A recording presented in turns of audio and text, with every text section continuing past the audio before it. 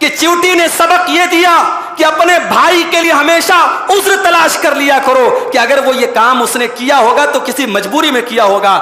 آج ہمارے اندر کمی اس بات کی ہے کہ ہم دوسروں کے لیے معیار الگ رکھتے ہیں, اپنے لیے معیار الگ رکھتے ہیں. اگر کوئی غلط کام ہم سے ہو جائے تو ہمارے پاس 10 ایکسکیوز ہوتے ہیں, اور دوسرے سے وہی سیم کام ہو جائے تو ہم اس کو کوئی ایکسکیوز دینے کے لیے تیار نہیں ہوتے ہیں.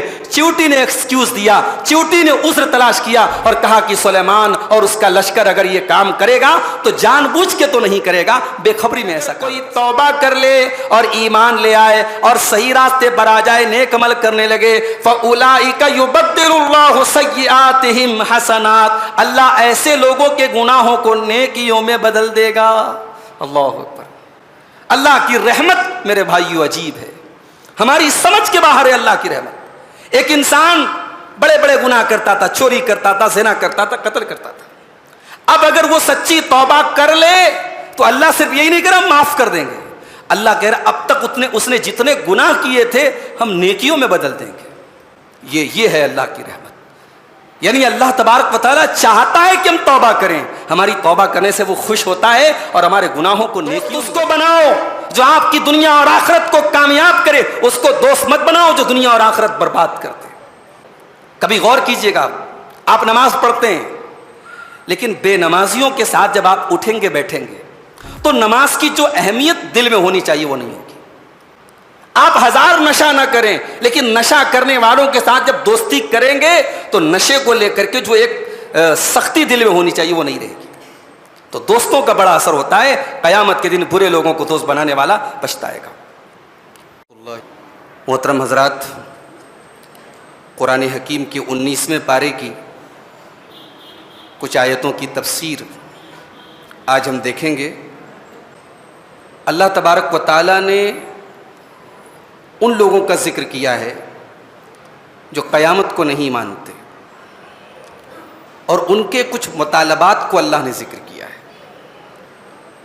فرمایا اعوذ باللہ من الشیطان الرجیم وقال الذین لا یرجون لقاءنا لولا انزل علینا الملائکہ, وہ لوگ جو ہم سے ملنے کی امید نہیں رکھتے, جو قیامت کے اوپر ایمان نہیں رکھتے, ان کا کہنا ہے لولا انزل علینا الملائکہ, کہ اے محمد صلی اللہ علیہ وسلم اگر آپ اللہ کے سچے رسول ہیں اور آپ کے پاس فرشتہ آتا ہے تو ہمارے پاس کیوں نہیں آتا. لولا انزل علینا الملائکۃ او نرى ربنا, ہمارے پاس فرشتہ کیوں نہیں آتا, یا ہم اپنے رب کا دیدار کیوں نہیں کرتے. لقد استکبروا فی انفسہم وعتوا عتوا کبیرا, اللہ نے فرمایا اس طریقے کا بیجا مطالبہ کرنا ان کافروں کے تکبر کی دلیل ہے. یہ تکبر کر رہے ہیں اور سرکشی کر رہے ہیں. اچھا, دنیا میں ان کی یہ ڈیمانڈ ہے کہ ہم اللہ کو دیکھیں, فرشتوں کو دیکھیں, اور جب موت کا ٹائم آئے گا اور جب اوریجنلی یہ فرشتوں کو دیکھیں گے تب ان کا ریئیکشن کیا ہوگا. اللہ نے فرمایا یوم یرون الملائکۃ لا بشرا یومئذ, جس دن یہ فرشتوں کو دیکھ لیں گے اس دن ان کے لیے کوئی خوشخبری نہ ہوگی. لا بشرا یومئذ للمجرمین ویقولون حجرا محجورا, جس دن واقعی میں یہ فرشتوں کو دیکھیں گے یعنی موت کا دن, اس دن ان کی شامت آ جائے گی اور یہ کہیں گے کہ کاش یہ دن ہم کو نہ دیکھنا پڑتا, اور یہ اپنی بدنصیبی کا رونا روئیں گے. اس کے بعد اللہ نے فرمایا وَقَدِمْنَا إِلَى مَا عَمِلُوا مِنْ عَمَلٍ فَجَعَلْنَاهُ هَبَاءً مَنْثُورًا, اور ان کافروں نے جو بھی عمل کیا ہوگا ان کے عمل کو ہم ہباء منثورا بنا دیں گے, ہم اڑی ہوئی دھول بنا دیں گے, ڈسٹ بنا دیں گے. یعنی کافر کا کوئی عمل اللہ کی بارگاہ میں قابل قبول نہیں ہوگا. اللہ تعالیٰ دھول بنا کے اڑا دے گا, ڈسٹ بنا کے اڑا دے گا. اس لیے یہ بات نوٹ کر لیجئے میرے بھائی کہ اگر عمل کو قبول کروانا ہے اللہ کی بارگاہ میں تو پہلی کنڈیشن یہ ہے کہ ایمان ہونا. ایمان کے بغیر اللہ تعالیٰ کیا کوئی عمل قابل قبول نہیں. اور پھر دوسری کنڈیشن, ایمان تو ہے, نیت صحیح نہیں ہے, اخلاص نہیں ہے. آپ نیکی کر رہے ہیں, عمل کر رہے ہیں, مقصد کچھ اور ہے، اللہ کو راضی کرنا نہیں ہے، تو وہ عمل بھی انسان کے منہ پر مار دیا جائے گا۔ ایمان کا ہونا اور اخلاص کا ہونا، یہ دو چیزیں ضروری ہیں۔ اور تیسری چیز اور ایڈ کر لیجئے، اللہ کے نبی کی سنت کے مطابق ہونا۔ عمل بھی صحیح ہے، نیت بھی صحیح ہے، ایمان والا بھی ہے، سنت کے خلاف ہے، نبی کے بتائے ہوئے طریقے کے خلاف ہے، وہ نماز، وہ روزہ، وہ زکوٰۃ، وہ حج جو نبی کے طریقے کے خلاف ہوگی، معاف کرنا میرے بھائی، اللہ تعالیٰ کے یہاں پچھتانا پڑ جائے گا۔ نبی نے صرف یہی نہیں حکم دیا کہ نماز پڑھو، نبی نے حکم دیا سلو کما رأیتمونی اصلی، نماز اس طریقے پر پڑھو جس طریقے پر اپنے نبی کو دیکھتے ہو۔ اس لیے ہر مسلمان کی ذمہ داری ہے وہ یہ سوچ کے سیٹسفائیڈ نہ ہو جائے ہمارے باپ دادا جیسے پڑھتے چلے آئے، پڑھ رہے ہیں ہم، نسل در نسل ایسے ہی پڑھتے چلے، نہیں، آپ پتہ لگائیے، آپ تحقیق کیجئے، آپ مطالعہ کیجئے، آپ علماء سے پوچھئے نبی کا نماز پڑھنے کا طریقہ کیا تھا۔ یہ کوئی سمپل بات نہیں ہے، یہ کوئی ہوائی بات نہیں کہ صاحب پڑھ لیا تو اچھی بات ہے، نہیں پڑھا تو کوئی مسئلہ نہیں ہے۔ اللہ کے رسول کی حدیث ہے نماز ویسے ہی پڑھنا جیسے تم مجھے پڑھتے ہوئے دیکھتے ہو۔ تو جو عمل ایمان کے بغیر کیا جائے، اخلاص کے بغیر کیا جائے اور نبی کے طریقے کے بغیر کیا جائے، اللہ کہہ رہا ہے فَجَعَلْنَاهُ هَبَاءً مَنْثُورًا، اس عمل کو ہم اڑی ہوئی کھاد بنا دیں گے، اس کو دھول بنا دیں گے، اس کو ڈسٹ بنا دیں گے۔ اس کے بعد دنیا میں برے لوگوں کو اپنا دوست بنانے والا، بری سنگت اختیار کرنے والا، دنیا میں ایسے لوگوں کے ساتھ رہنے والا جو انسان کے عقیدے کو برباد کر دے، انسان کے دین کو برباد کر دے، ایسے لوگوں کی سنگت اختیار کرنے والا قیامت کے دن کتنا پچھتائے گا، اللہ نے اس کا ذکر کیا۔ فرمایا وَيَوْمَ يَعَضُّ الظَّالِمُ عَلَىٰ يَدَيْهِ، ظالم انسان قیامت کے دن اپنے ہاتھوں کو کاٹے گا، یقول یا لیتنی اتخذت مع الرسول سبیلا، اور کہے گا کہ اے کاش میں نے رسول کا راستہ اپنایا ہوتا، یا ویلتا لیتنی لم اتخذ فلانا خلیلا، ہائے میری بربادی، اے کاش میں نے فلاں کو اپنا ساتھی نہ بنایا ہوتا، میں نے فلاں کو اپنا دوست نہ بنایا ہوتا، لقد اضلنی عن الذکر بعد اذ جاءنی، اس نے اللہ کے ذکر سے مجھ کو بہکا دیا، بھٹکا دیا، میرے پاس اللہ کا ذکر آ چکا تھا، میرے پاس اللہ کا دین آ چکا تھا، صحیح عقیدہ آ چکا تھا، اس نے اللہ کے دین سے مجھ کو بھٹکا دیا۔ وَكَانَ الشَّيْطَانُ لِلْإِنسَانِ خَذُولًا، اور شیطان انسان کو ہمیشہ ذلیل و رسوا کرتا ہے، ہمیشہ۔ دوستی کس سے کر رہے ہیں آپ؟ کسی کو دوست بنانا کوئی معمولی بات نہیں ہے، ہر ایرے غیرے نتھو خیرے کو دوست نہیں بنایا جاتا۔ کبھی تاریخ کا مطالعہ کرو تو کبھی غور کرنا کہ بڑی بڑی شخصیتوں کے کامیابی کے پیچھے ان کو دوستوں کا بڑا رول رہا ہے۔ ہمارے نبی کی زندگی کو دیکھو، ہمارے نبی کے تو بہت سارے صحابہ تھے، مگر دوست تو ایک ہی تھا میرے بھائی، اور دوست ایسا تھا کہ جب ہجرت کا موقع آیا تھا، حضرت عائشہ کہتی ہیں میرے اللہ کے نبی صلی اللہ علیہ وسلم ہمیشہ شام کو آتے تھے میرے گھر میں، اس دن دوپہر میں آئے، ایسے تو صبح آتے تھے، شام آتے تھے، اس دن دوپہر میں آئے، انسپیکٹڈ ٹائم تھا، اس ٹائم اللہ کے نبی نہیں آتے تھے، اور آ کر کے انہوں نے دروازہ کھٹکھٹایا، حضرت ابوبکر صدیق نے دروازہ کھولا، اللہ کے نبی نے کہا گھر میں کوئی اور تو نہیں ہے؟ کہا ہے اللہ کے رسول میرا پریوار ہے، میری فیملی ہے۔ کہا ہے ابوبکر خوش ہو جاؤ، اللہ کی طرف سے اجازت مل گئی ہجرت کرنے کی، اب مکہ چھوڑ کے مدینہ جانا ہے۔ ابوبکر صدیق یہ سن کر کے جتنا خوش ہوئے اتنا ہی ان کے دل میں ایک خواہش تھی کہ میں نبی کے ساتھ یہ سفر کروں گا۔ کہا ہے اللہ کے نبی مجھے ساتھ میں جانا ہے نا، آپ کی صحبت ملے گی نا؟ کہا ہے ابوبکر تم میرے ساتھ چلو گے۔ اما عائشہ کہتی پہلی بار میں نے اپنے باپ کو خوشی سے روتے ہوئے دیکھا تھا، اتنا سننا تھا کہ اللہ کے نبی کے ساتھ یہ سفر مجھے کرنا ہے۔ اور یہ سفر کوئی آج کا مکہ سے مدینہ کا سفر نہیں، ٹرین پہ بیٹھے 2 گھنٹے میں مدینہ پہنچ گئے، ٹیکسی میں بیٹھے 4 گھنٹے میں مدینہ پہنچ گئے، آج کا آسان سفر نہیں تھا، وہ اس زمانے کا کٹھن سفر تھا۔ اور اس سفر کی داستان جب میرے بھائیوں پڑھو تو آنکھوں میں آنسو آ جاتے ہیں کہ اس یار غار نے کیسا نبی کا ساتھ دیا تھا۔ تو دوست ہو تو ابو بکر کے جیسا ہو، دوست اس کو بناؤ میرے بھائی جو آپ کے لیے جان دے سکتا ہو، دوست اس کو بناؤ جو آپ کی دنیا اور آخرت کو کامیاب کرے، اس کو دوست مت بناؤ جو دنیا اور آخرت برباد کر دے۔ اپنے نوجوانوں سے کہنا چاہتا ہوں، سگریٹ سے نفرت کرتے ہو تو سگریٹ پینے والوں سے دوستی مت کرو، اگر نشے سے نفرت کرتے ہو تو نشے والوں کے ساتھ دوستی مت کرو. اللہ کے رسول کی حدیث ہے المرء علی دین خلیلہ، انسان اپنے دوست کے دین پر ہوتا ہے. جیسا انسان کے دوست کا دین ہوتا ہے ویسا انسان کا دین ہو جاتا ہے. انسان کے دین کے اوپر ایفیکٹ پڑتا ہے اس کے دوستوں کا. کبھی غور کیجئے گا، آپ نماز پڑھتے ہیں لیکن بے نمازیوں کے ساتھ جب آپ اٹھیں گے بیٹھیں گے تو نماز کی جو اہمیت دل میں ہونی چاہیے وہ نہیں ہوگی. آپ ہزار نشہ نہ کریں لیکن نشہ کرنے والوں کے ساتھ جب دوستی کریں گے تو نشے کو لے کر کے جو ایک سختی دل میں ہونی چاہیے وہ نہیں رہے گی. تو دوستوں کا بڑا اثر ہوتا ہے. قیامت کے دن برے لوگوں کو دوست بنانے والا پچھتائے گا. اس کے بعد اللہ کے رسول کا ایک شکوہ بیان کیا اللہ نے. قیامت کے دن اللہ کے رسول ایک شکوہ کریں گے. وقال الرسول یا رب ان قوم اتخذوا هذا القرآن مہجورا.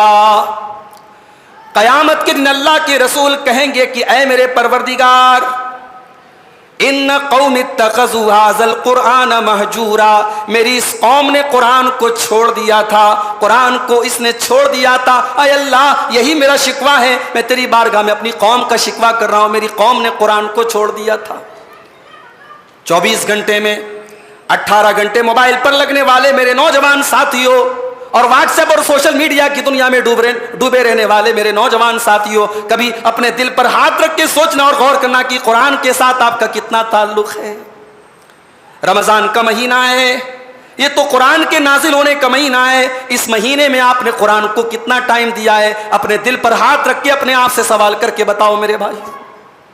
ہاں آپ قرآن کو چھوڑ کے بیٹھے، نہ تو قرآن کو پڑھا جا رہا ہے، اور پڑھا جا رہا ہے تو قرآن کو سمجھا نہیں جا رہا ہے، قرآن پر غور نہیں کیا جا رہا ہے. اور اگر قرآن کو پڑھا جا رہا ہے، اس کو سمجھنے کی کوشش بھی کی جا رہی ہے، تو قرآن کے اوپر عمل نہیں کیا جا رہا ہے. میرے پیارے بھائیوں، قرآن کو نہ پڑھنا بھی غلط، قرآن کو نہ سمجھنا بھی غلط، قرآن پر غور نہ کرنا بھی غلط، اور قرآن پر عمل نہ کرنا بھی غلط ہے. اور یہ تمام چیزیں رسول اللہ کے نبی قیامت کے دن اللہ کی بارگاہ میں ہماری شکایت کریں گے اور کہیں گے وقال الرسول یا رب ان قوم اتخذوا هذا القرآن مہجورا. دنیا جہان کی کتابوں میں لوگ لگے ہیں، دنیا بھر کے لٹریچر بانٹے جا رہے ہیں، فلاں بزرگوں کی کرامت بیان ہو رہی ہے، فلاں پیر صاحب کا واقعہ بیان ہو رہا ہے، گھنٹوں بیٹھ کر کے عصر بعد مغرب بعد عشاء بعد درس ہو رہا ہے، قرآن کا درس نہیں ہو رہا ہے. معاف کرنا میرے بھائی، اگر دین بزرگوں کی کرامتوں اور قصوں اور کہانیوں کا نام ہے تو آپ نے دین کو سمجھا ہی نہیں ہے.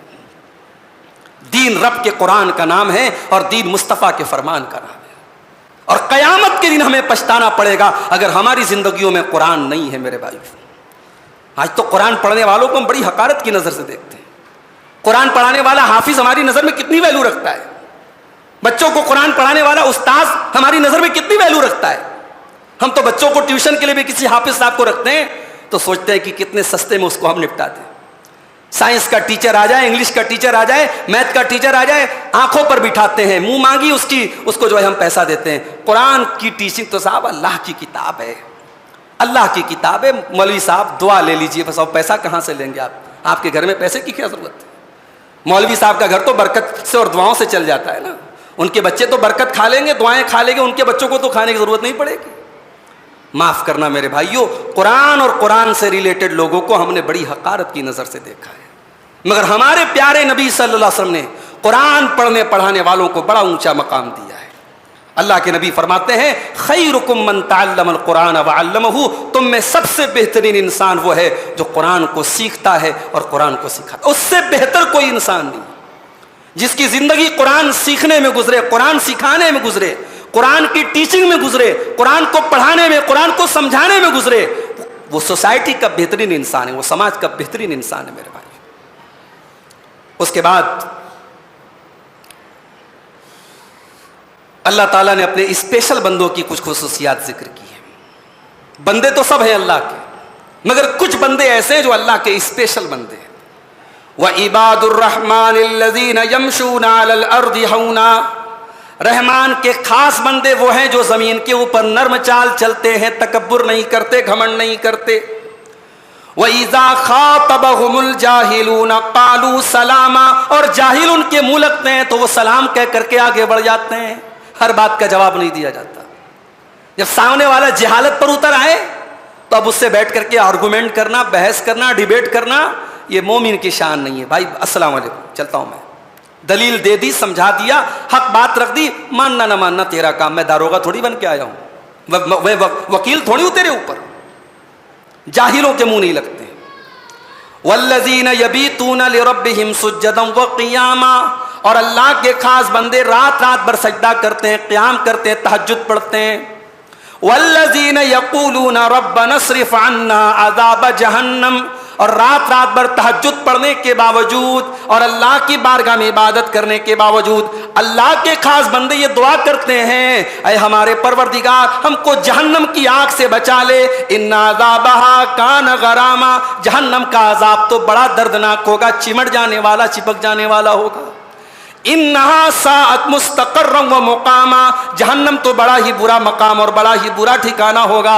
وہ رات بھر تہجد پڑھنے والے بھی جہنم سے اللہ کی پناہ مانگتے ہیں.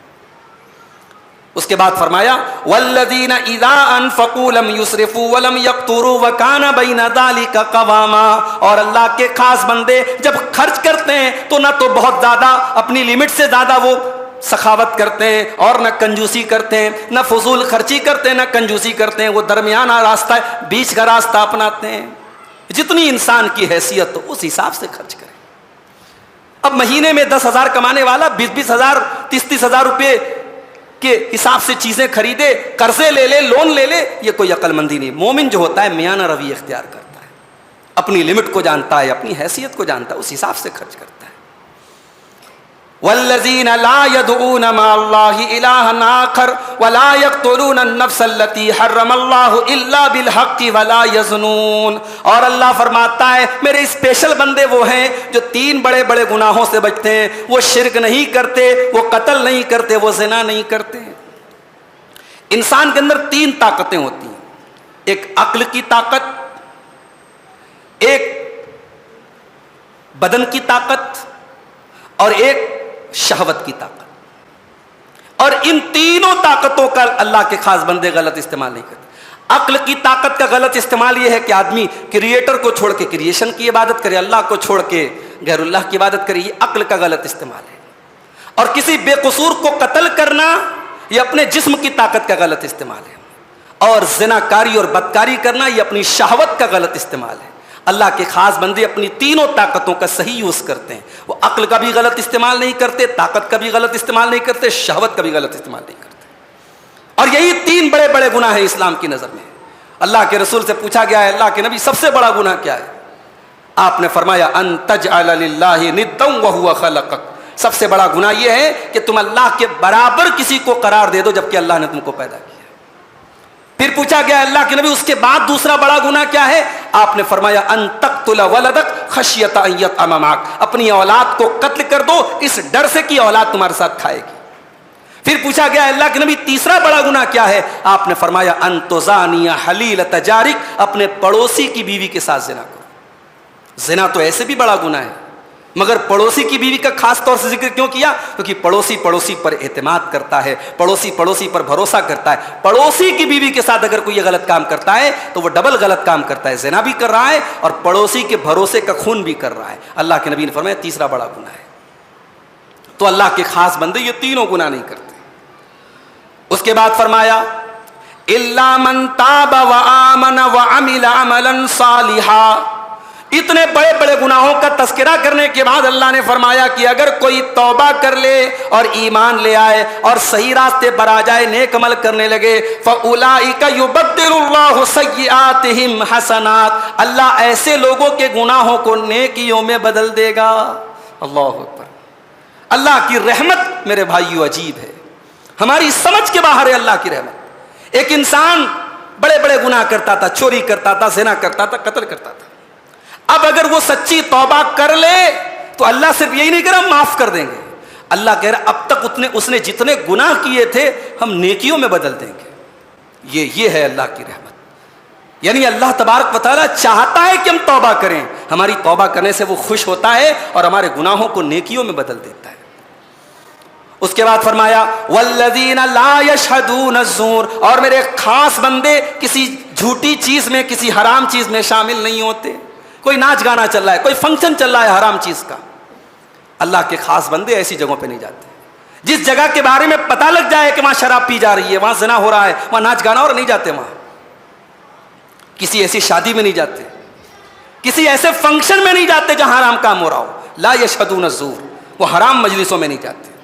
وَإِذَا مَرُّوا بِاللَّغْوِ مَرُّوا كِرَامًا, اور اگر کسی لغو چیز کے پاس سے, کسی بیکار چیز کے پاس سے ان کا گزر ہوتا ہے تو شرافت کے ساتھ گزر جاتے ہیں. وَالَّذِينَ إِذَا ذُكِّرُوا بِآيَاتِ رَبِّهِمْ لَمْ يَخِرُّوا عَلَيْهَا صُمًّا وَعُمْيَانًا, اور اللہ فرما رہا ہے میرے خاص بندے وہ ہیں جب رحمان کی آیتیں ان کے اوپر پڑھی جاتی ہیں, جب اللہ کی آیتیں ان کے اوپر پڑھی جاتی ہے, وہ اندھے اور بہرے بن کر کے گر نہیں جاتے ہیں بلکہ قرآن کے اوپر غور کرتے ہیں. جب قرآن کو سنتے ہیں تو قرآن کے معنی اور مطلب کے اوپر بھی غور کرتے ہیں. ہمارے یہاں کیا ہو رہا ہے, ایک ایک رات میں پورا قرآن پڑھا جا رہا ہے, شبینہ ہو رہا ہے. آپ کیا ہوتا ہے کہ نہیں شبینہ, کہیں شبینہ ہوتا ہے صاحب. شعبان کی 15 تاریخ کو لوگ پورا پورا قرآن ایک رات میں سن رہے ہیں. اب وہ بیچارہ جو حافظ ہے وہ پڑھ رہا ہے یعلمون تعلمون یعلمون تعلمون راجدھانی کی اسپیڈ سے پڑھ رہا ہے. یہ قرآن کے ساتھ مذاق نہیں ہے میرے بھائی. یہ قرآن کوئی طوطا مینا کی کہانی کی کتاب نہیں, ہدایت کی کتاب ہے, تدبر کی کتاب ہے, غور کرنے کی کتاب ہے میرے بھائی. بعض لوگ نماز میں بھی ماشاءاللہ اتنی اسپیڈ میں قرآن پڑھتے ہیں کہ بس پیچھے والے کو بس اتنا سمجھ میں آ رہا کہ ہاں یہاں پہ آیت ختم ہو رہی ہے. ابھی ایک ویڈیو میرے پاس آیا تھا تراویح کی نماز کا, گھڑی کی سیکنڈ کی سوئی بھی اتنی تیز نہیں ہلتی ہے جتنی تیز رکوع سجدہ اور ہو رہا تھا. کب سورہ فاتحہ شروع ہوئی, کب سورہ اخلاص شروع ہوئی, کب رکوع ہوا, کب کھڑے ہوئے, کب سجدے میں گئے, کتنی جلدی. بھائی یہ کیا ہے صاحب, یہ قرآن کا مذاق نہیں ہے. اللہ کہہ رہا ہے میرے خاص بندے قرآن کو اندھے اور بہرے بن کر کے نہیں سنتے, غور سے سنتے ہیں. قرآن تو وہ کتاب ہے جو دلوں کو بدل دے میرے بھائی. ابھی آج آپ نے جمعہ کے خطبے میں سنا, ڈاکو نے قرآن سنا تو سب سے بڑا نیک انسان بن گیا. قرآن تو دلوں کو بدلنے والی کتاب ہے. قرآن کو ہم نے چومنے چاٹنے کی کتاب بنا. لوگ سوال کرتے ہیں مولوی صاحب قرآن الماری پر سے گر گیا, مولوی صاحب کیا اس کا کفارہ کیا دینا؟ ارے تو نے نظروں سے قرآن کو گرایا, تو نے دل سے قرآن کو گرایا, اس کا کفارہ کبھی پوچھا تو نے؟ کبھی تو اپنے دل سے پوچھو کہ سال کے 360 دنوں میں تم نے قرآن کو کتنی بار اٹھا کے اس کو پڑھا ہے, اس کو سمجھا ہے. تم مسئلہ پوچھ رہے ہو کہ الماری سے گر گیا تو کفارہ کیا دینا ہے؟ تاکوں میں سجایا جاتا ہوں, آنکھوں سے لگایا جاتا ہوں, پڑھ پڑھ کے سنایا جاتا ہوں, مجلس میں سنایا جاتا ہوں. قرآن کا شکوہ ہے میرے بھائی, ایک پوری نظم ہے ماہر القادری کی, کبھی موقع ملے تو سن لیجئے گا کہ قرآن کے ساتھ سارا کام ہو رہا ہے لیکن جو اصل کام ہے قرآن ہدایت کی کتاب ہے وہ کام نہیں ہو رہا ہے.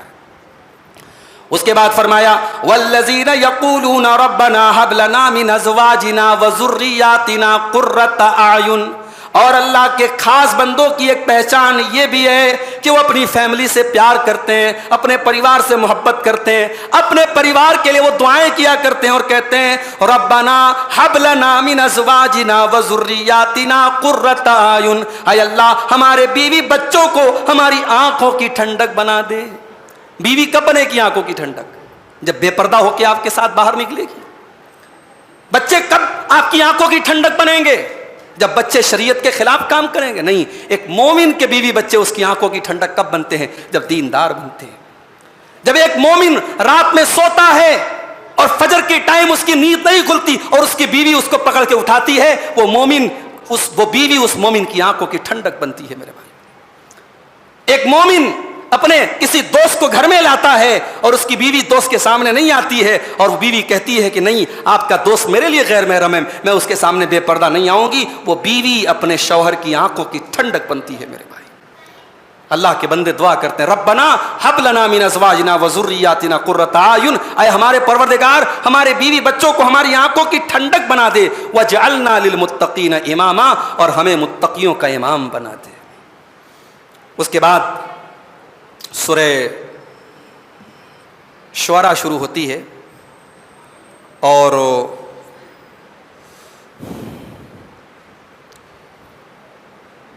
سورہ شعراء میں اللہ تعالیٰ نے جادوگروں کا واقعہ بیان کیا, حضرت موسیٰ علیہ السلام کا.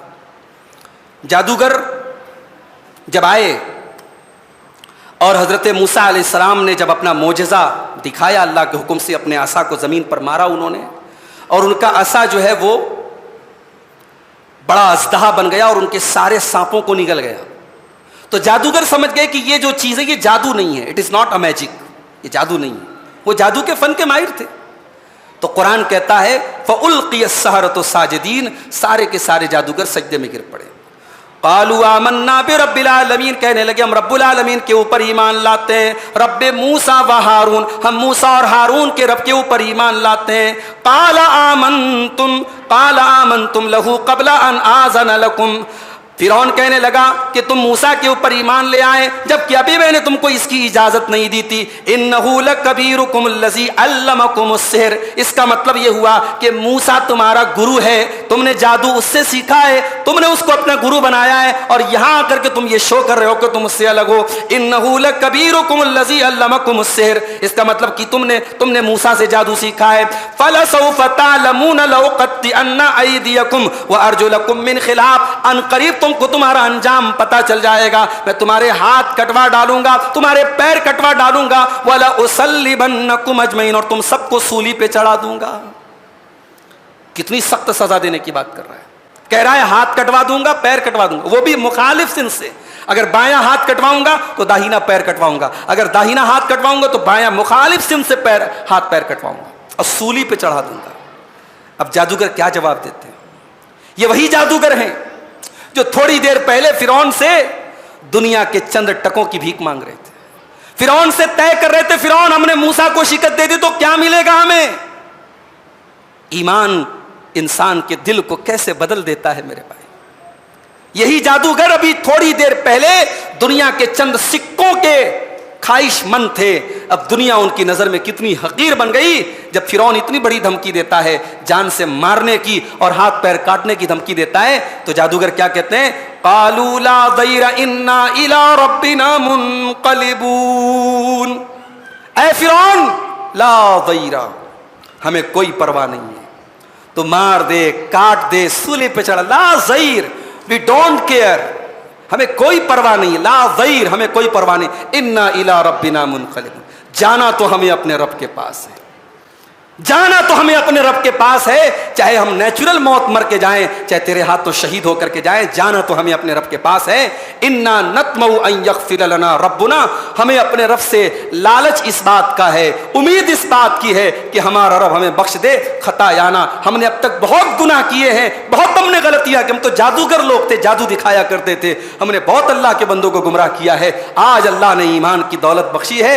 اے فرعون، اتنی بڑی نعمت سے ہم ہاتھ دھو نہیں سکتے، تو جان سے ہمیں مار دے. ہم تو یہی چاہتے ہیں ہمارا رب ہمارے سارے گناہوں کو معاف کر دے. ان کننا اول المومنین، اور ہمیں آج اس بات پر فخر ہے کہ ہم سب سے پہلے ایمان لانے والے، موسیٰ علیہ السلام پر سب سے پہلے ایمان لانے والے ہم ہیں.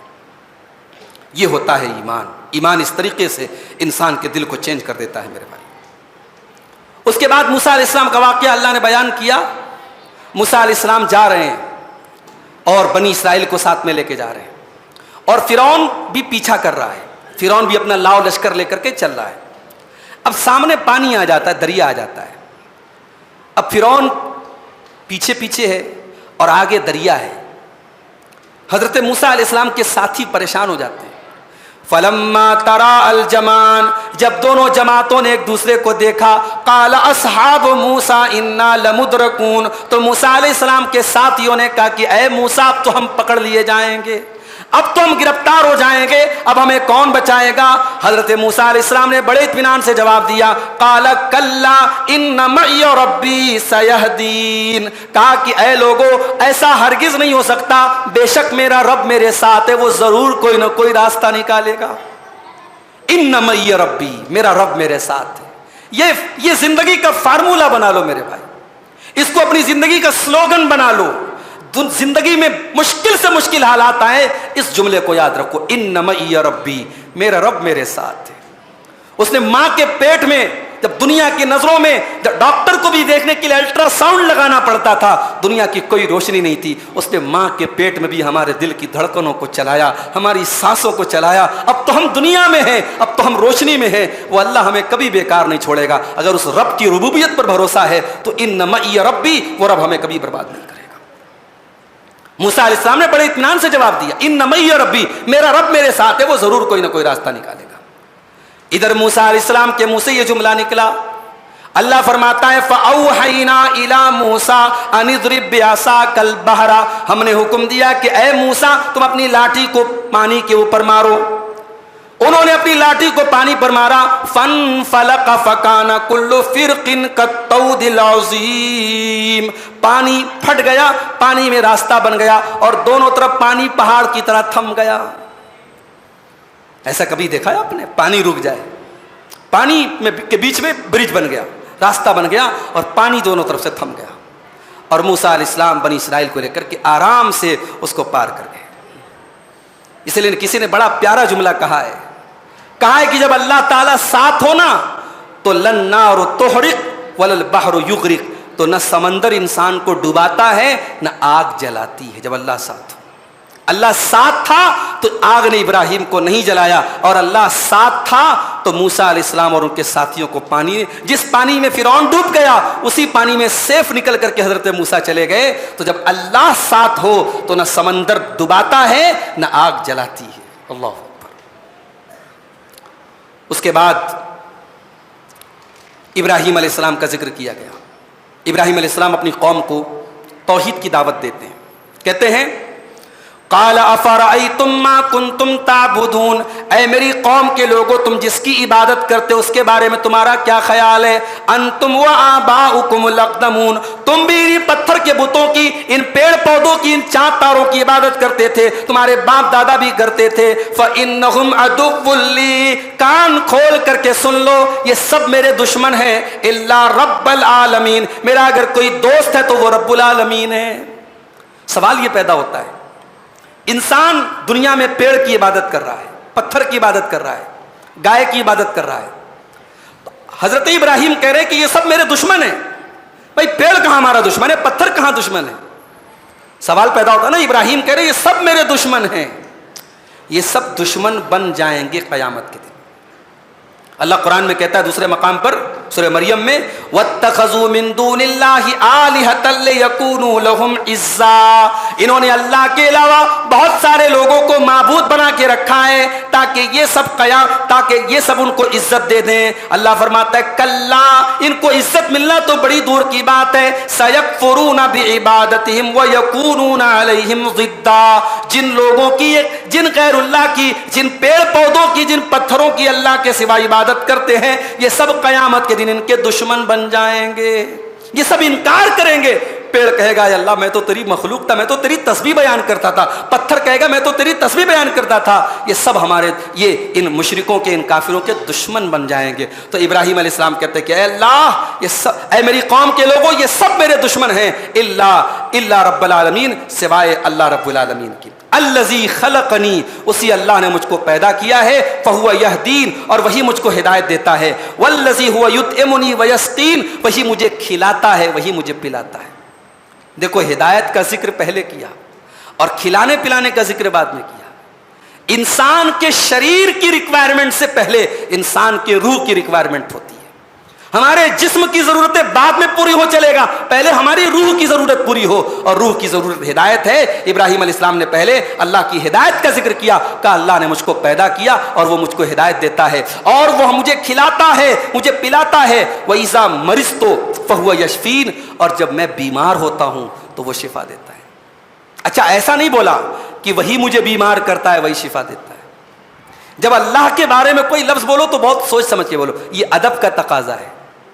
ایسا بھی بول سکتے ہیں نا اللہ ہی بیمار کرتا ہے، اللہ ہی، بھائی بیماری بھی تو اللہ ہی کی طرف سے آتی ہے، مگر ایسا نہیں بولے جب میں بیمار ہوتا ہوں تو اللہ شفا دیتا ہے. یہ ادب کا تقاضا ہے کہ بیماری کی بات آئی تو اپنی طرف منسوب کیا، کہ جب میں بیمار ہوتا ہوں تو اللہ شفا دیتا ہے. اس کے بعد حضرت ابراہیم علیہ السلام کی ایک دعا بیان کی گئی. ابراہیم علیہ السلام ایک دعا کرتے ہیں، کہتے وَلَا تُخْزِنِي يَوْمَ يُبْعَثُونَ، اے اللہ مجھے قیامت کے دن رسوا نہ کرنا، مجھے قیامت کے دن ذلیل نہ کرنا. انسان دنیا میں ذلت و رسوائی سے بچتا ہے. انسان بہت سارے کام اس لیے نہیں کرتا کہ لوگ کیا کہیں گے. انسان بہت سارے کام اس لیے نہیں کرتا کہ لوگ کیا کہیں گے، لیکن انسان بہت سارے گناہوں سے یہ سوچ کر کے نہیں بچتا کہ اللہ کو کیا جواب دیں گے. لوگوں کی پرواہ کرتا ہے، اللہ کی پرواہ نہیں کرتا ہے. ارے لوگ آج بدنام کریں گے اور کل پھر نارمل ہو جائیں گے. لوگوں کا کیا ہے؟ لوگوں کا حال تو یہ ہے کہ ساری زندگی آپ کوئی کام کریں تو لوگ تعریف نہیں کرتے. ساری زندگی لوگ شکایت کرتے ہیں. جب انسان مر جاتا ہے, جب مٹی دینے آتے تو کہتے ہیں یار اچھا آدمی تھا. لوگ تو وہ ہے کہ ان کے منہ سے اچھا آدمی تھا یہ سننے کے لیے مرنا پڑے گا آپ کو. اگر آپ لوگوں کے منہ سے تعریف سننا چاہتے ہیں, مرنا پڑے گا آپ کو. مریں گے تب لوگ تعریف کریں گے. زندگی میں بہت مشکل ہے کسی کے منہ سے تعریف سننا. تو ذلت اور رسوائی تو میرے بھائی قیامت کے دن کی ہے. ابراہیم دعا کر رہے ہیں کہ ولا تخزنی یوم یبعثون, اے اللہ مجھے قیامت کے دن تو رسوا مت کرنا. یوم لا ینفع مال ولا بنون, قیامت کے دن نہ مال کام آئے گا نہ اولاد کام آئے گی. الا من اتى اللہ بقلب سلیم, قیامت کے دن وہی کامیاب ہوگا جو قلب سلیم لے کر کے آئے گا, جو صاف ستھرا دل لے کر کے آئے گا, جس دل میں اللہ کی محبت ہوگی, جس دل میں اخلاص ہوگا, جس دل میں رسول کی محبت ہوگی, جو دل ریاکاری سے پاک ہوگا, جو دل مال کی محبت سے پاک ہوگا, جو دل لالچ سے پاک ہوگا, جو دل حرص و ہوا سے پاک ہوگا, وہی دل والا قیامت کے دن کامیاب ہوگا. اس کے بعد شاعروں کا ذکر کیا گیا. شاعر لوگوں کی بھی دنیا بڑی عجیب ہوتی ہے. کھانے کو کچھ نہیں ہے, پہننے کو کپڑا نہیں, باتیں صاحب اتنی بڑی بڑی ڈھینگتے ہیں شاعر لوگ. کبھی سنا ہے آپ نے شاعروں؟ کبھی مشاعروں میں, میں آپ کو یہ تو نہیں کہتا سننا چاہیے, کیونکہ آج کل مشاعروں میں بھی کیا ہوتا ہے, شعر سنا کم جاتا ہے اور دیکھا زیادہ جاتا ہے. شاعر سے زیادہ تو شاعرہ آج کل ماشاء اللہ اپنے رنگ ڈھنگ لے کر کے آتی ہیں, تو مشاعرے بھی آج کل بے حیائی کے اڈے بن گئے. تو شعر جو ہے اوور آل شعر کوئی بری چیز نہیں ہے, مگر عام طور سے جو شاعر ہوتے ہیں اللہ کی پناہ اتنی بڑی بڑی باتیں کرتے ہیں, ایک پیسے کی اوقات نہیں ہے اور کہتے صاحب میں اس کے تاج کی قیمت لگا کے آیا ہوں.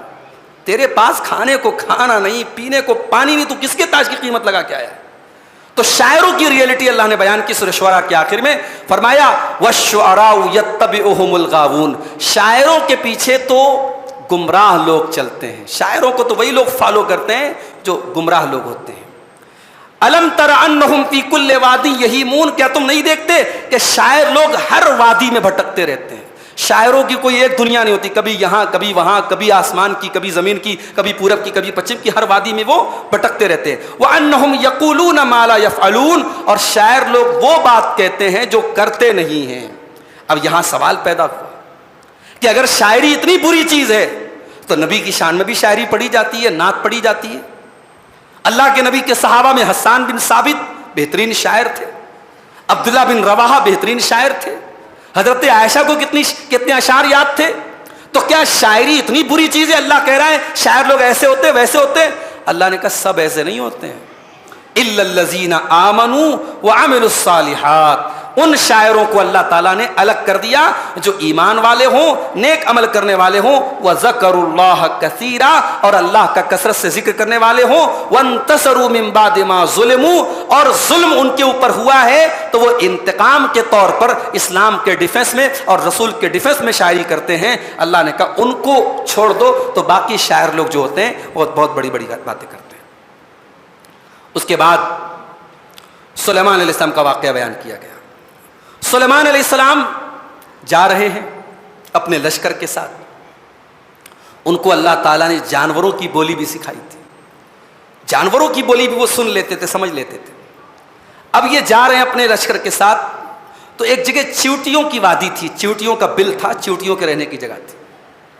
اب وہاں سے ان کا لشکر گزرا تو چیونٹیوں کی جو رانی تھی اس نے دیکھا کہ سلیمان اور اس کا لشکر آ رہا ہے, کہیں ایسا نہ ہو کہ ان کے پیروں کے نیچے میری قوم کی یہ چیونٹیاں رونت دی جائیں. تو جو قوم کا لیڈر ہوتا ہے نا, بہترین لیڈر کی پہچان یہ ہوتی ہے کہ وہ اپنی قوم کی فکر کرے. آج کل تو ہمارے لیڈر ماشاءاللہ ایسے قوم کی فکر بعد میں کرتے, پہلے اپنی فکر پہلے کرتے ہیں. اپنا بینک بیلنس بھرا ہونا, اپنی بلڈنگیں ہائی فائی ہونا, اپنا کاروبار لمبا چوڑا. آج کل کیا ہے, سیاست کے نام پر کیا ہوتا ہے, قوم کے نام پر سب سے زیادہ لوٹنے والے یہی ہوتے ہیں جو قوم کی ہمدردی کی بات کرتے ہیں. چیونٹی کو دیکھو, چیونٹی اپنی قوم کی کتنی, اس قوم کی لیڈر ہے وہ, تو اپنی قوم کی کتنی مہربان ہے. اللہ فرماتا ہے حتی اذا اتوا علی واد النمل، یہاں تک کہ جب حضرت سلیمان کا گزر چیونٹیوں کی وادی کے پاس سے ہوا، قالت نملۃ، تو چیونٹیوں کی رانی نے کہا، یا ایھا النمل ادخلوا مساکنکم، اے چیونٹیوں جلدی سے اپنے اپنے بل میں داخل ہو جاؤ، لا یحطمنکم سلیمان وجنودہ، کہیں ایسا نہ ہو کہ سلیمان اور اس کا لشکر تم کو روند ڈالے، اس کے پیروں کے نیچے تم چلی آؤ، وہم لا یشعرون، اور ان کو پتہ بھی نہ چلے۔ دیکھو کئی سبق مل رہے اس واقعے سے۔ چیونٹی اگر چاہتی تو جلدی سے اپنے بل میں چلی جاتی، قوم جائے بھاڑ میں، اس کو کوئی فرق نہ پڑتا، مگر وہ لیڈر تھی، اور سچا لیڈر وہ ہوتا ہے جو اپنی قوم کی فکر کرے۔ چیونٹی نے سکھایا کہ قوم کے لیڈر ہو تو قوم کی فکر کرو، اپنی ذات کی فکر کرے، اور اپنے لیے بنائے تو کیا بنائے، قوم کے لیے تم نے کیا کیا یہ بتاؤ۔ کہا کہ اے چیونٹیوں جلدی سے بل میں چلی جاؤ۔ اس کے بعد آپ دیکھیے سلیمان اتنے بڑے پیغمبر، اتنے بڑے بادشاہ، سلیمان علیہ السلام کا نام لے رہی ہے کہ سلیمان اور اس کا لشکر، اور سلیمان علیہ السلام یہ سن کر کے غصہ نہیں ہو رہے ہیں۔ یہاں تو چھوٹے موٹے لوگ ہوتے ہیں، ان کا اگر لقب نہ لے لو، حاجی صاحب کو حاجی نہ بولو تو ناراض ہو جائے۔ بھائی صاحب، ایک آدمی حج کر کے آیا، بنیا کا ادھار بہت تھا، بنیا بیچارہ پریشان تھا، بار بار مانگتا تھا، ہاں یہ دیتا نہیں تھا۔ اب یہ حج کر کے آیا، اگلے دن بنیا کی دکان پہ پہنچا۔ بنیا نے سوچا کہ لگ رہا ہے کہ اب یہ حج کر کے آیا ہے، اس کو تھوڑا اللہ کا ڈر پیدا ہوا ہے، میرا قرضہ چکانے آیا ہے۔ آیا بنیا کے پاس، بولا بھائی نکال ڈائری نکال، تو کہاں لکھا ہے میرا حساب نکال ذرا۔ بنیا جلدی سے کاپی نکالا، اچھا ہاں یہ ہے، یہ آپ کا نام لکھا ہے۔ کہا کیا نام لکھا ہے؟ بولے اب یہ سلیمان لکھا ہے۔ کہا لکھ دے حاجی سلیمان، حاجی محمد سلیمان، حاجی پڑھا لو۔ تو یہ حاجی پڑھانے کے لیے ڈائری نکلوایا، حساب ابھی بھی چکتا نہیں کیا اس نے۔ تو بعض لوگ تو ایسے ہوتے ہیں صاحب کہ ان کے نام کے ساتھ حاجی نہ لگاؤ تو وہ ناراض۔ یہاں حضرت سلیمان اتنے بڑے پیغمبر ہیں، اور چیونٹی نام لے رہی ہے، ہز ہائینس نہیں بول رہی ہے، بادشاہ سلامت نہیں بول رہی ہے، یور کنگشپ نہیں بول رہی ہے، ڈائریکٹ نام بول رہی ہے، سلیمان اور اس کا لشکر ہم کو رونق نہ دے۔ اور سلیمان اسلام مسکراتے ہیں۔ پتہ یہ لگا کہ بڑے لوگ جو ہوتے ہیں وہ القاب اور آداب کی وجہ سے ان کو کوئی فرق نہیں پڑتا ہے، ان کو ان کے القاب اور آداب سے کوئی مطلب نہیں ہوتا ہے، کسی نے لیا نہیں لیا، ان کی عزت میں کوئی کمی نہیں آتی ہے، بڑے لوگوں کی یہ شان ہوتی ہے۔ اور چیونٹی نے ایک سبق اور دیا، کہا کہ دیکھو سلیمان اور اس کا لشکر اگر ہم کو روندے گا تو جان بوجھ کے نہیں روندے گا، وہم لا یشعرون، اگر وہ روندے گا تو بے خبری میں روندے گا، دیکھ کر کے نہیں رو سکتا ہے، تو جلدی سے اپنے بل میں چلی جاؤ، کہیں ایسا نہ ہو کہ سلیمان اور اس کا لشکر بے خبری میں ہم کو روند دے۔ پتہ یہ چلا کہ چیونٹی نے سبق یہ دیا کہ اپنے بھائی کے لیے ہمیشہ عذر تلاش کر لیا کرو کہ اگر وہ یہ کام اس نے کیا ہوگا تو کسی مجبوری میں کیا ہوگا۔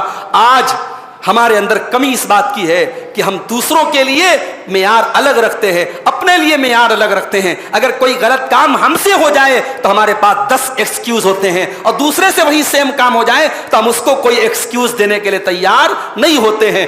چیونٹی نے ایکسکیوز دیا، چیونٹی نے عذر تلاش کیا اور کہا کہ سلیمان اور اس کا لشکر اگر یہ کام کرے گا تو جان بوجھ کے تو نہیں کرے گا، بے خبری میں ایسا کام کر سکتا ہے۔ اور اسی سے یہ پتہ چلا کہ جب ایک پیغمبر اور اس کے لشکر کے لوگ ایک چیونٹی کو جان بوجھ کر کے نہیں مار سکتے تو آخری پیغمبر کے ماننے والے ٹیررسٹ کیسے ہو سکتے ہیں، آتنکوادی کیسے ہو سکتے ہیں؟ جو آخری پیغمبر کا کلمہ پڑھے اور آخری پیغمبر کی بات مانے وہ ٹیررسٹ کبھی نہیں ہو سکتا، اور جو ٹیررسٹ ہو اس نبی کا ماننے والا نہیں ہو سکتا۔ حضرت سلیمان نے جب یہ منظر دیکھا مسکرا پڑے، اور مسکرا کر کے اللہ کی تعریف کی۔ قال رب اوزعنی ان اشکر نعمتک التی انعمت علی، اے میرے پروردگار میں تیرا شکر ادا کرتا ہوں کہ تو نے اتنی بڑی نعمت سے مجھ کو نوازا، وعلی والدی، اور تو نے میرے ماں باپ کو بھی بہت نوازا۔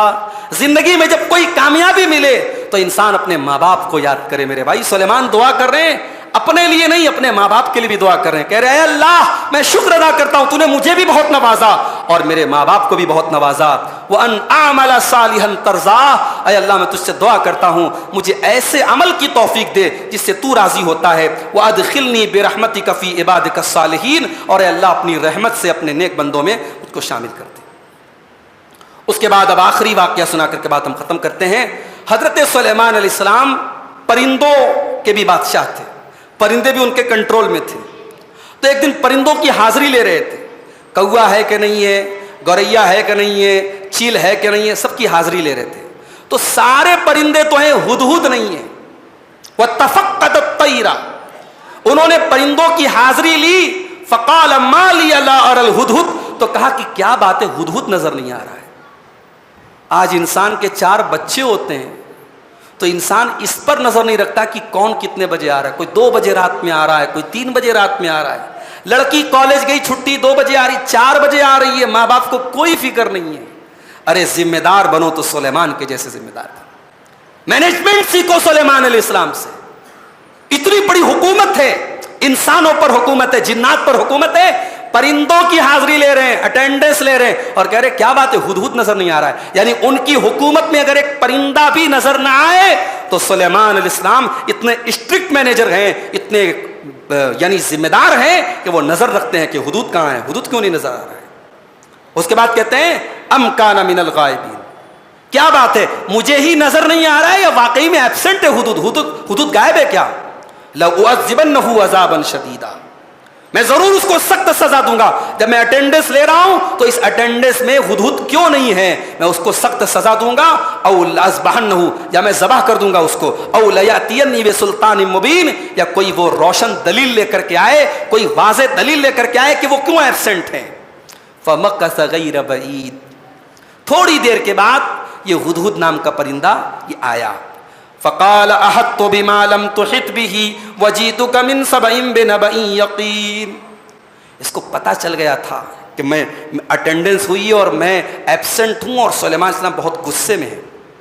تو آ کر کے کیا بولتا ہے، ارے حضرت میں تو وہ نیوز لے کر کے آیا ہوں جو آپ کے پاس بھی نہیں ہے. احطت بما لم تحط به، مجھے تو وہ بات پتا ہے جو آپ کو بھی پتا نہیں ہے. میں بڑی دور سے آ رہا ہوں، ملک سبا سے آ رہا ہوں، اور ایک بہت بڑی خبر لے کے آ رہا ہوں. کیا خبر لے کے آئے ہو بھائی؟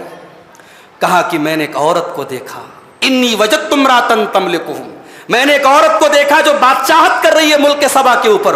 وَأُوتِیَتْ مِنْ كُلِّ شَيْءٍ، اور اس کو ہر چیز دی گئی ہے، بہت بڑی اس کی بادشاہت ہے. وَلَهَا عَرْشٌ عَظِيمٌ، اور اس کا بہت بڑا تخت ہے. یعنی ہدہد کو یہ بات عجیب لگی کہ عورت حکومت کر رہی ہے. عورت کی حکومت کے بارے میں اللہ کے نبی کی حدیث بھی ہے. آپ کو جب پتہ لگا کہ ایران کے اندر عورت کو بادشاہ بنا دیا گیا تو اللہ کے نبی نے فرمایا کیف یفلح قوم ولوا امرهم امراتن، وہ قوم کیسے کامیاب ہو سکتی ہے جنہوں نے ولوا امرهم امراتن، جنہوں نے اپنے معاملات ایک عورت کو سونپ دیے، ایک عورت کو بادشاہ بنا دیا.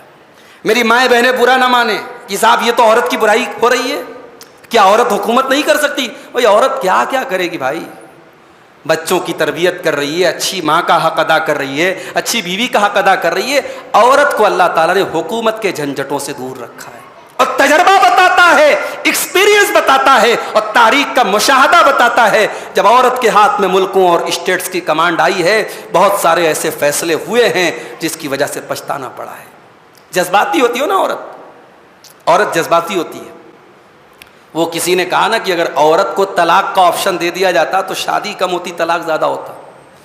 ادھر اس کے پسند کی جیولری نہیں آئی، جا طلاق طلاق طلاق، خلاص بات ختم. اگر شوہر بیوی کو طلاق کا آپشن دیا گیا ہوتا تو نکاح کم ہوتا اور طلاق زیادہ ہوتی. یہ لطیفے کی بات ہے لیکن سوچو تو واقعی میں جذباتی ہوتی ہے نا. اچھا جتنی جذباتی ہوتی ہے ماشاءاللہ اتنی جلدی مان بھی جاتی ہیں، یہ بھی اللہ تعالیٰ نے کمال رکھا ہے.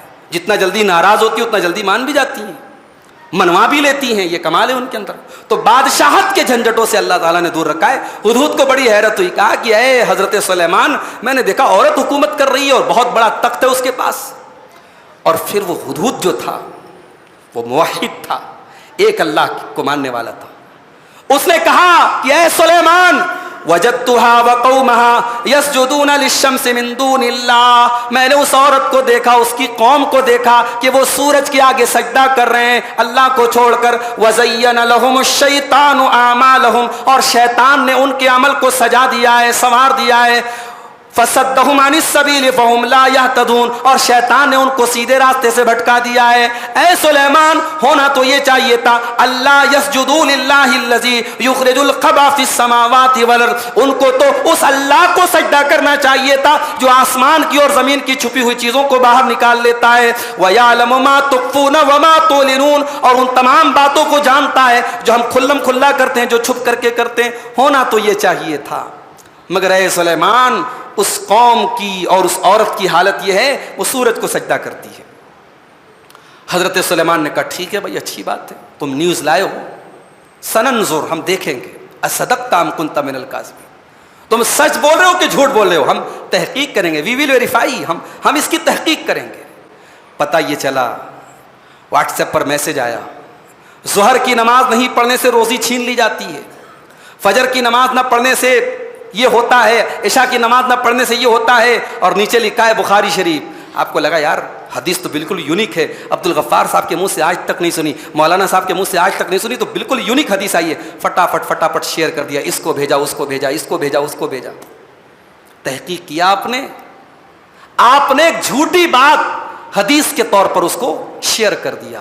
میرے بھائیوں، ایک مومن جو ہوتا ہے وہ کسی چیز کو شیئر کرنے کے پہلے تحقیق کرتا ہے، یہ بات صحیح ہے کہ غلط ہے۔ اتنی بڑی خبر لے کے حدود آیا، سلیمان علیہ السلام نے فوراً مان نہیں لیا، کہا ہم پہلے تحقیق کریں گے، ہم جانچ کریں گے۔ اس کے بعد حضرت سلیمان علیہ السلام نے کہا کہ ایک کام کرو، اذهب بکتابی ھذا، جاؤ میرا یہ لیٹر لے کے جاؤ، اور یہ لیٹر جا کے وہاں ڈال دو، اور پھر آ کر کے دیکھو کہ وہ کیا جواب دیتے ہیں اس لیٹر کا۔ اب جب وہ لیٹر پہنچا ملکہ سبا کے پاس تو اس نے اپنے درباریوں سے کہا، یا ایھا الملأ انی القی الی کتاب کریم، اے میرے درباریوں، ایک لیٹر میرے پاس آیا ہے، اور لیٹر بڑا بہترین خط ہے، بڑا بہترین لیٹر ہے، کتاب کریم، عربی میں کریم بولتے ہیں کسی بہترین چیز کو، ایک بہترین خط میرے پاس آیا ہے۔ اور خط کیا ہے؟ خط ایک لائن کا ہے، انہو من سلیمان، خط کے اوپر لکھا ہے فرام سلیمان، حضرت سلیمان کی طرف سے وہ خط آیا ہے۔ اور خط کا میٹر کیا ہے؟ بسم اللہ الرحمن الرحیم۔ ہمارے بعض بھائی جو ہے کہتے ہیں صاحب کسی کو خط میں لیٹر میں بسم اللہ مت لکھو، 786 لکھ دو۔ کل بسم اللہ لکھنے سے بسم اللہ کی توہین ہوتی ہے، بولے ڈاک میں جاتا ہے، پوسٹ کارڈ ادھر پھینکا جاتا ہے، ادھر پھینکا جاتا ہے، بسم اللہ کی بڑی توہین ہوتی ہے، تو کیا لکھو؟ 786 لکھو۔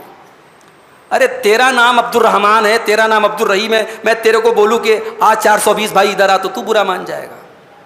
تو اللہ کے کلام کی گنتیاں بنا رہا ہے، اور اس کو یہ عقیدہ رکھ رہا ہے کہ یہ 786 اور یہ 92 یہ بسم اللہ الرحمن الرحیم کا الٹرنیٹ ہے۔ یا حضرت سلیمان علیہ السلام خط لکھ رہے ہیں ملکہ سبا کو اور کہہ رہے ہیں بسم اللہ الرحمن الرحیم، شروع اللہ کے نام سے جو بڑا مہربان نہایت رحم والا ہے۔ اللہ تعالی علیہ، میرے آگے زیادہ تکبر کرنے کی کوشش نہ کرنا، میری بات مان لو، میری اطاعت کرو، میرے اوپر تکبر نہ کرو، واتونی مسلمین، اور مسلمان ہو کر کے میرے پاس آ جاؤ۔ کیا لیٹر ہے بھائی، 2 جملے ہیں بس، اللہ تعالی علیہ، میرے اوپر چڑھنے کی کوشش مت کرو، میرے فرما بردار بن جاؤ، میری بات مان لو، واتونی مسلمین، اور مسلمان بن کر کے میرے پاس آ جاؤ۔ کہا کہ اے میرے درباریوں یہ لیٹر آیا ہے، اب بتاؤ مجھے کیا کرنا چاہیے، تمہاری رائے کے بغیر میں کوئی فیصلہ نہیں کروں گی، تم جو رائے دو گے میں وہ کام کروں گی۔ درباریوں نے کہا کہ ملکہ محترمہ، ہم لوگ تو بڑی طاقت والے، ہمارے پاس طاقت کی کمی نہیں، ہتھیاروں کی کمی نہیں ہے، لیکن ہم گیند آپ کے پالے میں ڈالتے ہیں، آپ جو کہیں گی ہمیں منظور ہے، اگر لڑنے بولیں گی طاقت ہمارے پاس ہے، ہتھیار ہمارے پاس ہے، ہم لڑیں گے، اور آپ کہیں گی تو ہم ان کی بات مان لیں گے سلیمان علیہ السلام کی۔ تو اب وہ ملکہ جو تھی تو عورت، لیکن سمجھدار عورت تھی، اس نے کہا ان الملوک اذا دخلوا قریۃ افسدوها، اے میرے درباریوں، جب بادشاہ لوگ کسی بستی میں داخل ہوتے ہیں تو اس بستی کو برباد کر دیتے ہیں، وجعلوا اعزۃ اہلها اذلہ، اور اس بستی کے عزت والے لوگوں کو ذلیل بنا دیتے ہیں۔ ظاہر ہے جب کوئی بادشاہ کہیں حملہ کرتا ہے تو بڑے بڑے عزت والوں کو گرفتار کر لیا جاتا ہے، ملک کی شہزادیوں کو گرفتار کر لیا جاتا ہے، عزت والے ذلیل ہو جاتے ہیں۔ وَكَذَلِكَ يَفْعَلُونَ، تو یہ لوگ بھی بادشاہ ہیں، یہ لوگ بھی ایسے ہی کام کریں گے۔ تو کہتی ہے کہ میں ایک کام کرتی ہوں، میں ایک گفٹ بھیجتی ہوں، اگر یہ اللہ کا نبی ہوگا تو میرے گفٹ کو قبول نہیں کرے گا، اور اگر یہ عام بادشاہوں کی طرح دنیا دار بادشاہ ہوگا تو میرے گفٹ کو دیکھ کے خوش ہو جائے گا۔ تو میں گفٹ بھیج کے دیکھتی ہوں کہ کیا رپلائی آتا ہے، کیا جواب دیتی ہے۔ جب یہ گفٹ حضرت سلیمان کے پاس آیا ملکہ سبا کا، تو حضرت سلیمان کے منہ سے پہلا جملہ نکلا، اتمدوننی بمال، مجھے مال کے ذریعے خریدنا چاہتے ہو؟ فما آتانی اللہ خیر مما آتاک، ارے تم کو اللہ نے جتنا دیا اس سے کہیں زیادہ مجھ کو دیا ہے، میں کوئی معمولی بادشاہ نہیں ہوں، پرندوں پر میری حکومت ہے، جنات پر میری حکومت ہے، تم مجھے مال کے ذریعے خریدنے آئے ہو؟ کان کھول کر کے سن لو، جاؤ اپنی ملکہ سے کہہ دو، بل انتم بہدیتکم تفرحون، تمہارا گفٹ تم کو مبارک، تم اپنے گفٹ پر خوش رہو، اور ارجع الیہم فلناتینہم بجنود لا قبل لہم بہا، اب ہم اپنا لشکر لے کر کے آئیں گے، اور ایسا لشکر لے کر کے آئیں گے تمہاری ملکہ کے پاس اس کے مقابلے کی طاقت نہیں ہے، وَلَنُخْرِجَنَّهُم مِّنْهَا أَذِلَّةً، اور تمہاری قوم کے لوگوں کو ذلیل بنا کر کے وہاں سے نکالیں گے، وَهُمْ صَاغِرُونَ، اور بہت چھوٹے اور ذلیل بن کر کے تم نکلو گے۔ اس کے بعد حضرت سلیمان نے اپنے درباریوں سے کہا، حضرت سلیمان کو بتایا تھا ہدہد نے کہ ملکہ کا تخت بہت بڑا ہے، اور ملکہ کا تخت بہت اندر تھا، محل کے اندر بھی کئی کمرے تھے، اس کمرے میں آخری کمرے میں اس کا تخت رکھا تھا۔ حضرت سلیمان نے اپنے درباریوں سے کہا کہ کیا تم میں سے کوئی ایسا ہے جو ملکہ سبا کا تخت یہاں لا کے رکھ دے؟ تو ایک جن تھا، قال افریت من الجن، ایک جن تھا، اس نے کہا انا آتیک بہ قبل ان تقوم من مقامک، اے سلیمان آپ کے اپنی جگہ سے اٹھنے کے پہلے میں وہ تخت آپ کے سامنے لا سکتا ہوں، وانی علیہ لقوی امین، میں بہت طاقتور اور ایماندار آدمی ہوں۔ لیکن حضرت سلیمان کے دربار میں ایک آدمی ایسا بھی تھا جس کے پاس علم تھا، اللہ تعالیٰ نے خصوصی علم دیا تھا۔ قال الذی عندہ علم من الکتاب، وہ انسان جس کے پاس کتاب کا علم تھا، اس نے کہا انا آتیک بہ قبل ان یرتد الیک طرفک، کہا کہ اے سلیمان میں وہ تخت آپ کی پلک جھپکنے کے پہلے آپ کے سامنے لے آؤں گا۔ اس نے کہا تھا اٹھنے کے پہلے لے آؤں گا، اس نے کہا پلک جھپکنے کے پہلے لے آؤں گا۔ فلما رآہ مستقرا عنده، اور جیسے ہی سلیمان علیہ السلام نے پلک جھپکی تخت سامنے موجود تھا۔ فلما رآہ مستقرا عنده، جب ملکہ سبا کا تخت حضرت سلیمان نے اپنے سامنے دیکھا، قال ھذا من فضل ربی، کہا کہ یہ ہے میرے رب کا فضل۔ ایسے موقع پر انسان کو کیا ہوتا ہے، جب اس کو پتہ لگتا ہے میں اتنا پاورفل ہوں تو انسان کا سینہ پھول جاتا ہے، انسان کے اندر ایک تکبر کا احساس ہوتا ہے، مگر سلیمان کے اندر تکبر نہیں آیا۔ قال ھذا من فضل ربی، کہا کہ یہ میرے رب کا فضل و کرم ہے، لیبلونی، میرا رب مجھے آزمانا چاہتا ہے، اشکر ام اکفر، کہ میں اللہ کا شکریہ ادا کرتا ہوں یا میں اللہ کی ناشکری کرتا ہوں۔ ومن شکر فانما یشکر لنفسہ، اور جو شکریہ ادا کرتا ہے وہ اپنے لیے کرتا ہے، اور جو ناشکری کرتا ہے تو میرا رب بہت بے نیاز اور کریم ہے۔ اس کے بعد حضرت سلیمان نے کہا نکروا لہا عرشا، اس کے تخت کو چینج کر دو، اس کے ڈیزائن کو بدل دو، اس میں چینجنگ کر دو۔ اس کے بعد کہا کہ اس کو چینج کر دو، اور ننظر اتہتدی ام تکون من الذین لا یہتدون، ہم دیکھیں گے کہ ملکہ سبا صحیح راستہ پاتی ہے یا ان لوگوں میں شامل ہو جاتی ہے جو صحیح راستہ نہیں پاتے ہیں۔ اس کے بعد ملکہ سبا آتی ہے، ملکہ سبا حضرت سلیمان کے پاس آتی ہے، اور جب وہ ان کے پاس آتی ہے تو وہ تخت جو اس کا اپنا تخت ہے وہ لایا جاتا ہے، لیکن اس کا ڈیزائن چینج کر دیا گیا ہے۔ تو اسے کہا جاتا ہے اہٰذا عرشک، کیا یہ تیرا تخت ہے؟ قالت کأنہ ہوا، کہتی ہے لگ رہا ہے کہ میرا ہی ہے۔ وَأُوتِينَا الْعِلْمَ مِن قَبْلِهَا وَكُنَّا مُسْلِمِينَ، اور کہتی ہے کہ ہمیں اس کے پہلے ہی علم دے دیا گیا اور ہم اسلام لے آتے ہیں۔ وَصَدَّهَا مَا كَانَتْ تَعْبُدُ مِن دُونِ اللَّهِ انہا کانت من قوم کافرین، اور اب تک جو وہ شرک کرتی تھی اس شرک کی وجہ سے وہ اللہ کے راستے سے دور تھی، توحید سے دور تھی۔ اس کے بعد حضرت سلیمان علیہ السلام نے ایک محل بنوایا تھا، تو اس سے ملکہ سبا سے کہا ادخل السرح، ذرا اس محل میں داخل ہو جا۔ اور وہ محل کیسا تھا؟ شیش محل تھا، شیشے کا محل تھا۔ جب اس محل میں وہ داخل ہوئی فلما رأته حسبته لجة، تو ملکہ سبا کو لگا کہ پانی ہے، دور سے اس کا گراؤنڈ ایسا بنایا تھا حضرت سلیمان السلام نے کہ دور سے ایسا لگ رہا تھا پانی ہے۔ فلما رأته حسبته لجة، تو ملکہ سبا کو لگا پانی ہے۔ وکشفت عن ساقیها، اس نے جلدی سے اپنے اپنے کپڑے کو اٹھا لیا، اپنے پائچے کو چڑھا لیا، اپنی پڈلی کو کھول دیا. قال انه صرح ممرد من قواریر. حضرت سلیمان نے کہا ملکہ محترمہ یہ کوئی پانی وانی نہیں ہے، یہ شیشے کا بنا ہوا محل ہے. قالت رب انی ظلمت نفسی. ملکہ سبا کہتی ہے کہ اے میرے پروردگار میں نے اپنی جان پر بہت ظلم کیا ہے. واسلمت مع سلیمان للہ رب العالمین، اور میں سلیمان کے ساتھ اللہ رب العالمین پر ایمان لاتی.